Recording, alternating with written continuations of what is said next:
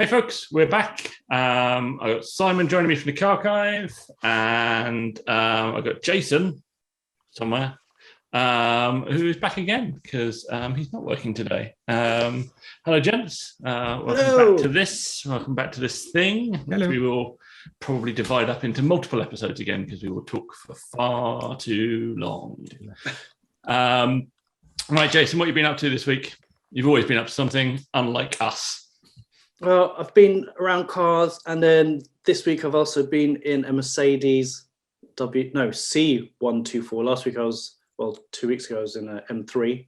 And now this time, it's the first time being in an old Merc. I know it's not old, but it's old for me. No, a C124 is 70s, early 80s? It's like, 85 to 95, so it's not That's super old. Like, not, yeah. I mean, that is old now. Yeah, that is old. Yeah. See, I'm so confused because you got stuff like ULEZ and your age and stuff, which, you think that everything is stays the same. Name, and that's your porn star name? What's going on? Yeah. It's just like, what is an old car? What is a new car? What is Who cares allowed anymore? That is true. Anything that's Simon half our age is Previas. old. Yeah, that's it. We all like Previas. They're awesome. Yes. So how was your Mercedes experience? Did you enjoy it? I was in the back seat, and for a coupe, it was actually quite roomy, and it was really comfortable. Again, it was an auto. Like it's a cruiser though, isn't it? Yeah. So. Yeah, and that's the thing. I've never really understood the cruising because I've been used to like low-powered cars, like my Mazda Mini and stuff like that. So when now going into larger cars with bigger engines, which are more cruisers, I get it. I see the appeal, and maybe one time I'd like to live that life somehow. live the cruising life. Yeah. Wait, hold on. That's a whole different thing if you go cruising. Right. It's enough of that. Let's get on to some subjects. So, Simon, you had a subject of discussion. Yes, I did. I had a couple actually. I had a couple. I've written down on a bit of paper because I've tried to remember them. I've written three things down. One of which we're going to save until Dan's with us. The other one is difficult mechanics, and I mean having difficulty with mechanics. I had a good example this week of I'm not mechanically minded. That surprised me last week when you said that you brought your car around and we did some work on it, because I'm like, well, hang on. People don't come to me for work. I go to someone else. But I went out to have a little tweak. I changed a speaker in the daily van because it was a bit farty, which kind of went all right. It wasn't too bad. But then I thought I'd have a quick look at how easy it is to lower the new vehicle. You went from small to extreme. Well, I mean, one of the few things I have to do on my cars usually is my own lowering, because you can't find necessarily people nearby who will do that for you, whether it's fitting coilovers or cutting springs or winding it down, as it should be in this case. But I'd watched a video on, in fact, raising a similar car to mine, winding it up, so to speak, and the guy changed the rear shocks on his on the car in question, and he went. He put car up on stands. That's good. He had a nice set of stands, so he's already kind of above some of us. And then he went to undo the bolt with the socket, and it didn't undo very well. So he just reached for an impact driver, and then tried to undo the bolt with that. Now this is where you're not necessarily a bad mechanic. Sometimes you don't have the right tools, because if I'd have come across that problem, I'd have first of all gone and got my old clothes on. I would have gone outside. I would have jacked the car up. I'd opened the garage door. I would have got the tools out. I would have done all that. I'm sort of half an hour into the job, and then I can't undo the first bolt. That's it. And I'm done. And now I'm outside. I'm probably already dirty. All the stuff. I've got to pack it up. I've got to get indoors. I've got horrible hands, all that sort of stuff. And I haven't got an impact wrench to reach for, but I might have a mate who's got one, and I'll call him up, and 4 days later, he'll probably pop round. I won't know how to use it and all that sort of stuff. But then this guy, the impact wrench didn't work either when he was doing the shock absorber bolt. So he had to get, then he just got like a blowtorch out Now I'm waiting another week to borrow a blowtorch of someone. And it just reminds me, actually, is that sometimes it's just having the right tools. It's like you can think you're a poor mechanic, because I tend to go outside and I've lost a bolt, I can't get something undone, but you're already committed to almost a day's work, and you just stopped, and you just come to an end. And I've more recently kind of anticipated jobs, and I've bought the right tools. In the case of the job I've got to do now, I'm going to go out and I'm going to specifically buy exactly the right spanners for the job. So I've got a nice 2 of the same size ring spanner to do the job properly. And I think there's a slight tweak I should do on it to get the job right. And I'm hoping this weekend will be the weekend, but the weather will screw it up because I'm doing it outside, because I've converted my garage into a car archive. But yeah, it's essentially mechanics, and it's about not having a mate next to you or the tool in the thing. And I think it makes such a difference. Just watching that video reminded me that, like, you're not actually necessarily as bad a mechanic as you think you are, and you just can't reach for that thing that the other guy reached for. Like, it was a 5-minute job for him. He just sort of like stepped it up each time, but he had the step ups. And if you haven't got those things, you can't do it. And I've many times I feel quite useless and quite dejected about my own abilities. And it really is just tools. Yeah, and that's definitely an experience I've had. Anyone that has followed me, either taking the suspension off of my Volvo to put the standard suspension back on it, or when I changed one suspension strut on my Porsche over 3 months. That's a record. It's not for me. Okay.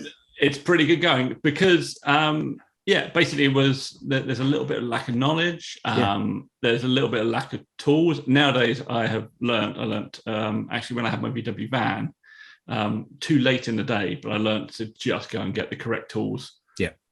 You'll save yourself time and money in the long run. And these days you can watch a video first as well, and maybe that will tell you that the correct tools are available. And what having a video nowadays is like having a mate that knows what he's talking about, assuming you get the right video. So the Volvo I got back together because I found that the problem I had with the Volvo is the tensions were all over the place, and I couldn't get a bolt through the lower suspension arm.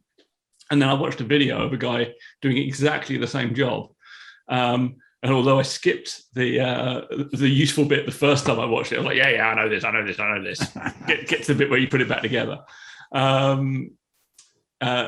The second time around, I caught the one sentence that was useful, which is where he moved the jack from one side of the thing to the other, so it twisted. And like he said, it's barely noticeable, but it is what puts the bolt through. I was like, okay. But he had the same problem, but he had more tools, he had more time, he was more mechanically minded. So you do have that mate. They're just out there on the internet somewhere. So that's quite useful. But having the right tools. And I think what I found is not having any urgency to it. So one of the problems I've had but it doesn't always help. But one of the problems I definitely had was I needed my cars to be working on the Monday so I could get to work, like including my camper van and stuff. So if I wanted it done quickly, it went to a garage and cost me a fortune. And and at that point, I never learned to do the things. It was only when I had a car that I didn't like, it could literally stay in the garage for a year and it wouldn't matter. That's when I started taking apart my suspension fully. And you learn and you get better. And the first time I took the suspension apart on Sunny, and the same is true for the Volvo, actually, it took me, 5-6 hours, and I got bits wrong and I did things in the wrong order. By the time that it went to Gobs, I used to be able to take that suspension apart in 20 minutes and have it back together in 10, because I just knew exactly what I was doing with it. And same with the Volvo. The Volvo came apart a few times because I had a weird thing where the parts never seemed to be quite right. So I had to redo that job 3 or 4 times. The first time I did it, it took me like a week of a couple of hours every evening just to get it to where I needed it. And then like nearly a month to get it back up together because I didn't get that trick. But then after a while, I was just like, I'd whip it apart and put it back together inside a couple of hours. And I think that gives you a bit of confidence to try other things, but you're always going to be working at the edge of your abilities if you keep doing that. I guess it's timing as well, because I guess I've come from the Mini, and so I've had to, that was like a daily, so I'd have to get it done the very next day and stuff. and after that I had like a Mazda. But then as you're tinkering, the time which you think it's going to take like 3 hours, my wife has learnt to triple that. So if it's 3 hours, it's like, yeah, it's 9 hours, or it's a day. So now I tend to try and say, if I'm getting a part off, I'll save that for 1 day, and then that's it. And then the next day is putting it back on. But as you say, sometimes it's the tools, and let's say the Hondas that I have, just doing an oil change, because I've got a D series and a B series, you have to crawl underneath the car from the front, and the oil filters in between the bulkhead and the engine. So then you have to slip your hand all the way up, and this is all the way underneath the car and on axle stands and everything. If it fell, I wouldn't be here talking about it. But I'd use like loads of different styles of oil filter wrenches. Yeah. And then after doing about 2, I just plumped and then just got the Honda OEM removal tool, which is like a 5 or something. And when I did that, it was like 2 minutes. That's it. It's just I bought a brake wind back tool, which I've never had before. Oh, those are a godsend as well. I think I had like a knackered G clamp before that, which is what I used to use and stuff like that. And then suddenly you find out that these things exist. And I think the set was like £12. And that's just like, oh, hang on a minute. That makes the job a lot easier. And that's a job I do pretty quickly now. But so that's my story. Difficult mechanics, and how it's not always that difficult. And and you say your wife, you say it's going to be 3 hours in your 3 days. In my case, I usually say I'm going to be out there all day, and I'm in within half an hour, crying. I'm taking the car apart, and it's all over the driveway. I can't get this bolt undone, or something so simple that I'm embarrassed to ask anyone else about. It's always the simple things, though, isn't it? It's just like a little bolt or something. You should never be embarrassed to ask anything about cars. That's one thing is definitely true, because everyone has to learn at some point. I run this forum and these events, and I'm still asked really stupid basic. I don't understand car electrics. Genuinely don't understand them. Even though I've had it explained to me a number of times, I still don't get it. It's magic, because I'm used to house electrics and electronics, and I understand that. Yeah. I don't understand how cars work. They have one wire. It makes no sense. It's clearly wizardry. So, you're talking about the Earth thing? It doesn't make any sense to me. Like the Earth doesn't make sense. The Earth doesn't make sense. But don't ever be afraid to ask a question, because someone will answer you. Come to the forum. We have a tech section where you can ask anything you want, or even just about cars. Yeah. Like if you don't know what a Singer is, that we've been talking about, whether that's Porsche or Vogue, just ask us, because life's for learning. Yeah, you can't always know everything. We make throwaway remarks about cars that just because we know them. We're talking in some code half the time. Yeah. Do that. Yeah. Like and subscribe.